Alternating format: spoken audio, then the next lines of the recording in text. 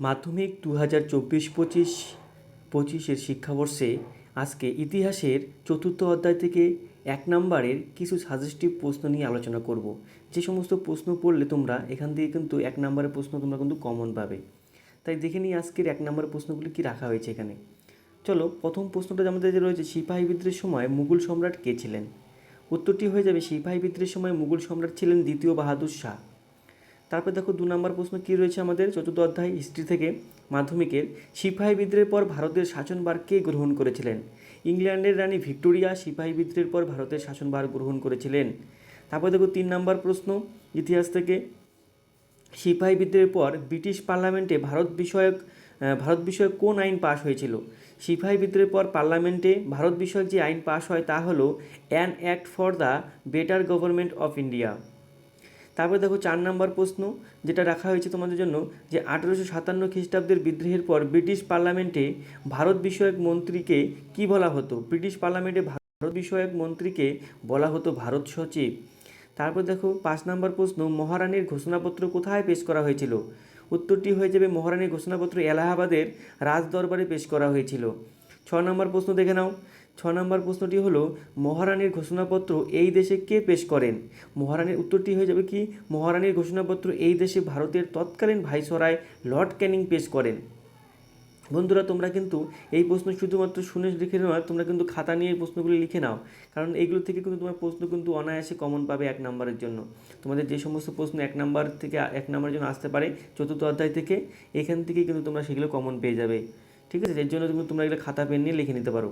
পরে প্রশ্ন 7 নম্বর, ভারতের শেষ গভর্নর জেনারেল কে ছিলেন? উত্তরটি হচ্ছে ভারতের শেষ গভর্নর জেনারেল ছিলেন লর্ড ক্যানিং। তারপর 8 নম্বর প্রশ্ন দেখো, বঙ্গভাষা প্রকাশিকা সভা কবে প্রতিষ্ঠিত হয়? উত্তরটি কী হয়ে যাবে, বঙ্গভাষা প্রকাশিকা সভা প্রতিষ্ঠিত হয় 1834 খ্রিস্টাব্দে। তারপর দেখো 9 নম্বর প্রশ্ন কী রয়েছে আমাদের, 9 নম্বর প্রশ্ন রয়েছে, বঙ্গভাষা প্রকাশিকা সভার প্রথম অধিবেশন কে সভাপতিত্ব করেন? মানে বঙ্গভাষা প্রকাশিকা সভার প্রথম অধিবেশনে কে সভাপতিত্ব করেন? তাহলে উত্তরটি কী হয়ে যাবে দেখে নাও, বঙ্গভাষা প্রকাশিকা সভার প্রথম অধিবেশনে সভাপতিত্ব করেন গৌরীশঙ্কর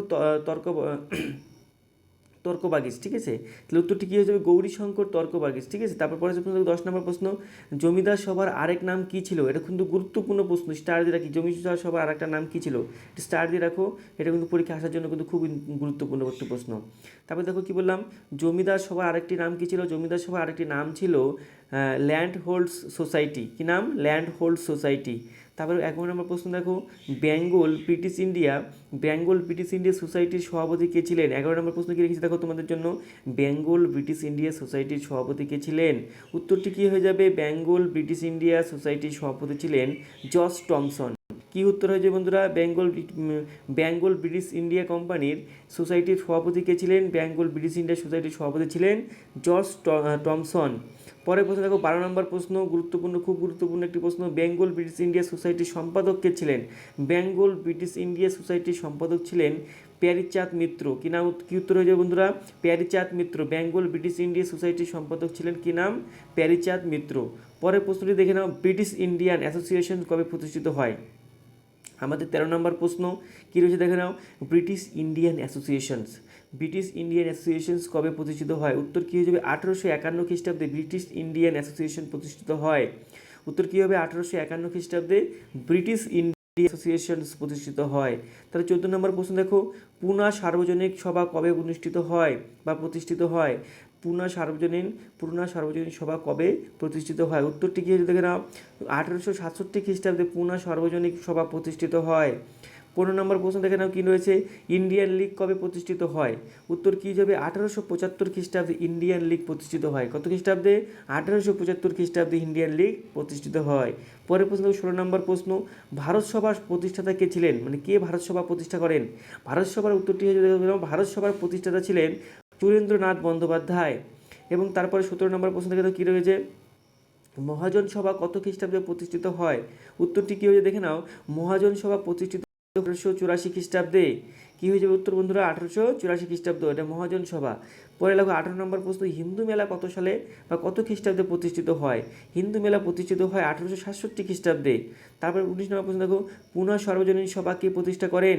পুনা সার্বজনীন সভা প্রতিষ্ঠা করেন বিচারপতি মহাদেব গোবিন্দ রানাডে। উত্তর কী হয়ে যাবে?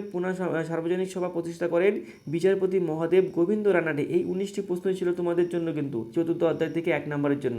এই 19টি প্রশ্ন মোটামুটি যদি তোমরা মুখস্থ করে নাও, এখান থেকে কিন্তু তোমাদের যে সমস্ত প্রশ্ন আসতে পারে চতুর্থ অধ্যায় থেকে ইতিহাসের, তোমরা কিন্তু এখান থেকেই কমন পেয়ে যাওয়ার সুযোগ বা চান্স কিন্তু তোমাদের রয়েছে।